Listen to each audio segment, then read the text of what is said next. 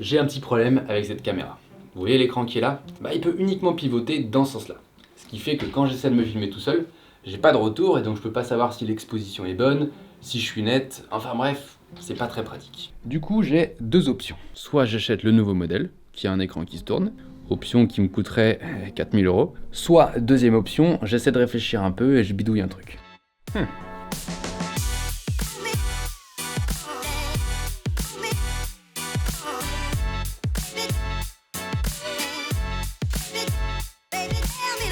Et bah voilà, c'est quand même mieux comme ça, et puis ça évitera que je me tape la tête en montage parce que mon plan il est flou ou mal cadré. Problème résolu avec une petite impression 3D et un miroir à quelques centimes.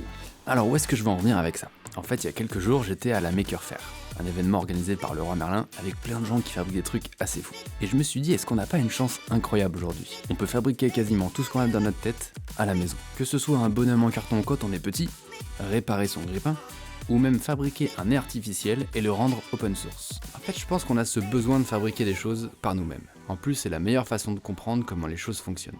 Enfin bref, j'ai pris ma caméra là-bas pour essayer de vous montrer un petit peu à quoi ça ressemblait.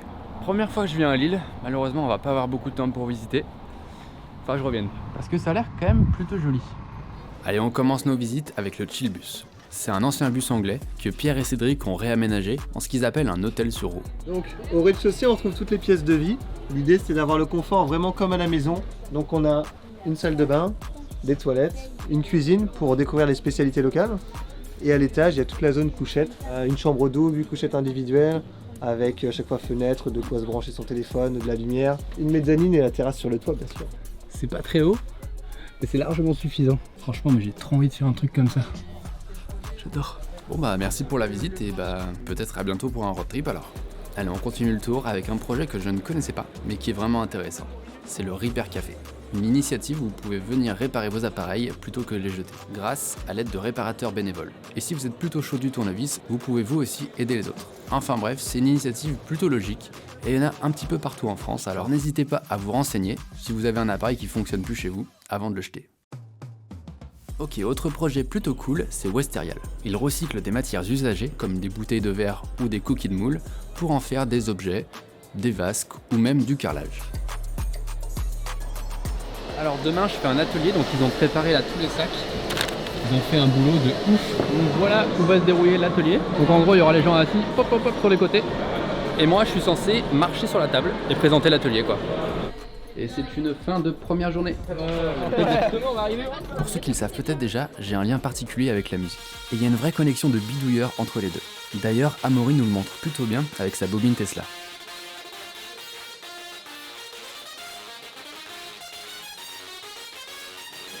Après un bon repas. Voilà, comment ça fonctionne? La bobine Tesla, en gros, c'est un haut-parleur, sauf que c'est un haut-parleur électrique. Donc au lieu de faire vibrer l'air avec une membrane, on fait vibrer l'air avec de l'électricité, des arcs électriques qui éclatent dans l'air. Et pour augmenter la tension à plus d'1 million de volts, on utilise un phénomène qui s'appelle la résonance. Donc en gros, c'est comme crier dans une pièce vide, il y a de l'écho, ça résonne. Là c'est pareil avec l'électricité, ça résonne et on apporte de l'énergie à chaque fois que ça résonne et hop, on augmente la tension jusqu'à 1 million de volts. C'est clair? On mettra un petit truc là. Made by Amaury. Let's go.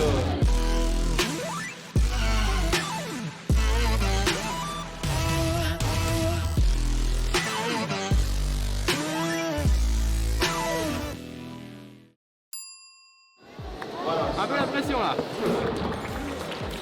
Voilà, il va monter. Pour mon atelier, je leur ai fait construire un petit distributeur de bonbons. C'est pas grand chose, mais c'est super intéressant et ça permet de comprendre le mécanisme des machines qu'on voyait dans les supermarchés quand on était petit.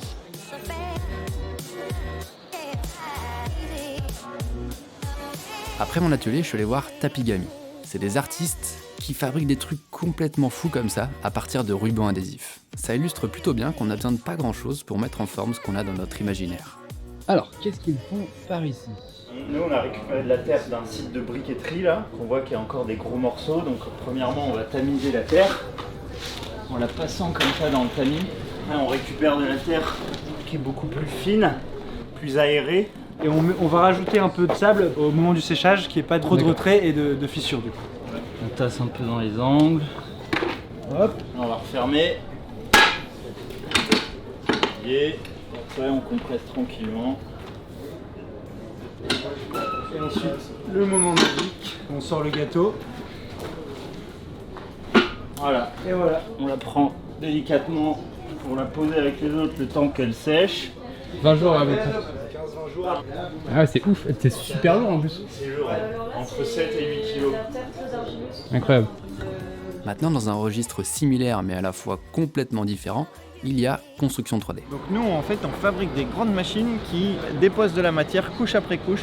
Et le but, c'est de construire rapidement des structures. L'enjeu avec ça, c'est d'apporter une solution au mal logement. Donc c'est-à-dire de vraiment construire une maison par jour et par machine avec une équipe de 2 pilotes. Donc 2 personnes, une machine, on arrive à monter un gros œuvre assez rapidement. L'enjeu, c'est d'utiliser des matériaux avec le moins de ciment possible dedans. Ici, vous avez notre formule locale Thermix 3D et qui contient des argiles, des laitiers de fonderie et du sable qu'on ne peut pas utiliser dans la construction traditionnelle. À l'intérieur de nos murs, on vient couler de la paille du lin. Et donc ça, c'était notre isolant au Moyen-Âge. Et aujourd'hui, c'est une vraie solution pour isoler nos maisons imprimées en 3D. Merci. Merci Paul. On reste dans l'habitat avec Fanny Moritz. Elle est en train de terminer la construction de sa tiny house pour y habiter, mais aussi pour faire un tour de France et sensibiliser les gens à la réduction des déchets et à la surconsommation d'eau et d'électricité. Par exemple, là, tu vois, dans les murs, il y a une isolation qui s'appelle le Métis. C'est une isolation à base de jeans recyclés. En fait, c'est Emmaüs qui récupère en gros tous les jeans qu'il y a dans les bornes Le Relais. Et ensuite, ils fusionnent et les transforment pour en faire de l'isolation. Donc là après t'as la partie salle de bain, toilette. Ouais, à gauche il y aura ma Cabine douche. de douche. Voilà, avec une niche, le mitigère ici. Là il y aura directement le chauffe-eau au gaz instantané, avec la bouteille de gaz qui est derrière mon isolation en liège. Ok. Là les toilettes sèches. J'ai pas envie Forcément, forcément de faire mes besoins dans de l'eau potable et à chaque fois de consommer 9 litres d'eau. Et là il y aura un meuble avec un miroir et un lavabo, voilà. Tout ce qui est dans une maison classique mais dans 12 mètres carrés. Voilà, c'est ça qu'on disait hier en fait, ce qui est super intéressant c'est qu'on doit tout repenser, format miniature. Ouais. Et puis là aussi, pour rester dans l'objectif d'économie circulaire, en fait, le plan de travail par exemple de la cuisine et celui du meuble de la salle de bain sera fait en plastique recyclé. Il existe 3 différents types de plastique et 3 différents types d'entreprises. Le plastique de l'industrie automobile qui est noir, celui des poubelles jaunes qui est donc multicolore et le plastique qui vient de l'industrie cosmétique qui lui est blanc. Donc il y a à chaque fois différents effets et moi j'ai choisi le blanc. Voilà. L'entreprise en question, c'est Le Pavé, et ils étaient aussi là, donc je suis allé les voir. Et en vrai, c'est super intéressant. Je vous avoue que je serais curieux d'aller voir comment ils fabriquent ça dans leur usine. Salut Paul. Tu vas bien? Et toi? Ouais. Ce monsieur, c'est Olivier Verdier. Il est menuisier youtubeur et il présente à Maker Faire un atelier sur le show Sugiban. Enfin, je lui laisse expliquer, il fera ça mieux que moi. À quoi ça sert? Ça sert à déjà échauffer le bois et en fait ça lui donne des propriétés qui le protègent contre tous les éléments extérieurs, les moisissures, les champignons, les attaques d'insectes et ça ferme les pores du bois contre les attaques d'humidité aussi. C'est une vieille technique japonaise, ils ont fait des temples avec ça qui ont duré des siècles et des siècles. Le fait de chauffer le bois à cette température-là, ça donne des super résultats et en plus c'est super beau. Bon, il me reste plus qu'à essayer ça. Merci d'avoir suivi cette vidéo. C'était un petit test de ce genre de format. N'hésitez pas à me dire ce que vous en pensez et ce que je peux améliorer. Un grand merci également à Leroy Merlin pour leur confiance et m'avoir donné l'opportunité de faire toutes ces vidéos. C'est eux qui ont organisé cet événement. Et je sais pas si vous l'avez vu, mais j'ai fait un takeover de leur Instagram pendant Maker Faire pour vous montrer quelques projets. Sur ce, je vous dis à très bientôt.